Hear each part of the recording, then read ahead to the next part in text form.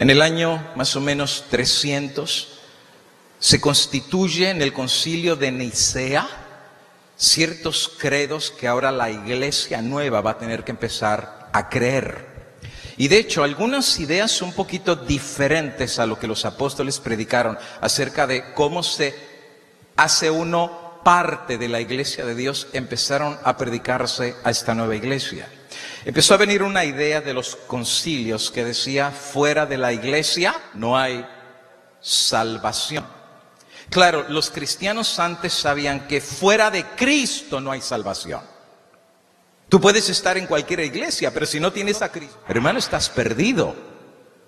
El que tiene al Hijo, tiene la vida. Y el que no tiene al Hijo, no tiene la vida. Y eso le pasó a los judíos. Pertenecían a la iglesia judía, pero rechazaron al que era la vida. Y al rechazar al que era la vida, ellos mismos se autocondenaron. Tenían su estructura, tenían su iglesia judía, pero rechazaron al que le daba sentido a la iglesia. Y por eso Cristo mismo dijo, vuestra casa os es dejada deshabitada y vacía. La iglesia empieza a predicar que fuera de la iglesia no hay salvación. Y que para tú formar parte de esta iglesia tienes que tener obviamente una membresía. Hasta el año 1700 todos los papas siguieron postulando la misma idea. Fuera de Roma no hay salvación. Fuera de la iglesia no hay salvación. Y de hecho, todo aquel que la iglesia consideraba que era un cismista, o sea, que estaba haciendo un cisma de la iglesia, que era un separatista, divisionista, lo excomulgaban. De hecho, todos los títulos que te mencioné ahorita se los aplicaron a Martín Lutero. Y ustedes saben que Martín Lutero fue excomunicado de la iglesia. Lo borraron.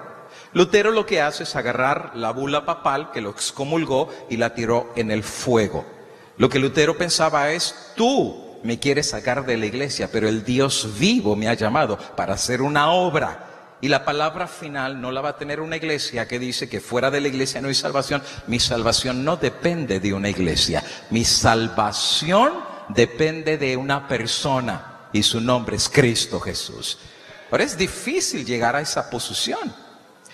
Yo explicaba también ahí que al cieguito que había nacido ciego de nacimiento no le expulsaron de la sinagoga también por confesar a Cristo, pero a pesar que la sinagoga lo expulsó, Cristo lo buscó. Y le dice, ¿crees tú en el Hijo del Hombre? ¿Quién es maestro para creer en él? El que está hablando contigo, creo, y lo adoró. Fíjate, los judíos lo habían echado de la sinagoga, pero Cristo no. Es más, en este tema aún explico lo que le pasó a la misma Elena de White. ¿Tú sabías que Elena de White pertenecía a la iglesia metodista? Ella no era adventista, ni existía la iglesia adventista.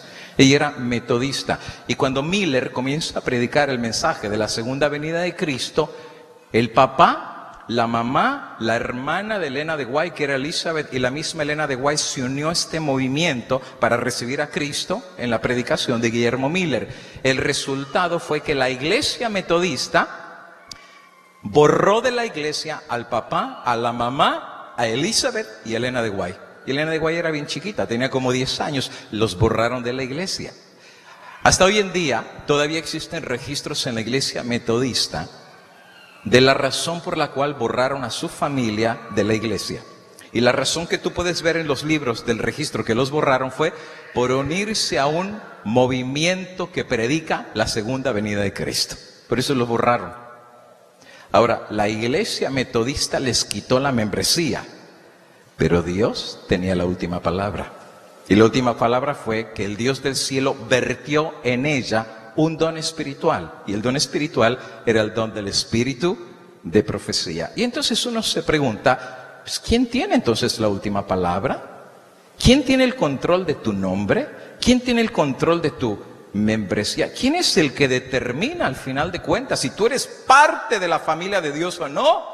Los hombres acá, un libro que tiene una secretaria en un registro es lo que determina si tú eres miembro de la familia del cielo. Y les mencioné algunas citas del Espíritu Profecía que decía que hoy en día hay muchos adventistas que están en regla, que tienen sus nombres en los libros de sus iglesias, pero que en el registro de Dios allá arriba, su vida está manchada y sucia. y que por no tener un espíritu de consagración habrán de recibir las plagas de Dios igual que los que menospreciaron la ley divina.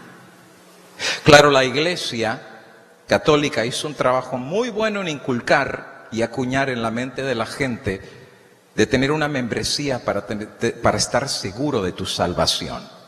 El que estaba en la iglesia, bueno, por lo menos estoy en la iglesia, no estoy fuera de la iglesia. Pero amigo, no se trata de estar dentro o fuera de la iglesia, esa no es la pregunta. La iglesia no te va a salvar. La misma iglesia tiene que ser salvada. Cristo es el único que da salvación. Y precisamente la pregunta no es fuera de la iglesia, hermano. Fuera de Cristo no hay salvación. Él es el alfa, Él es la omega, Él es el principio y Él es el fin.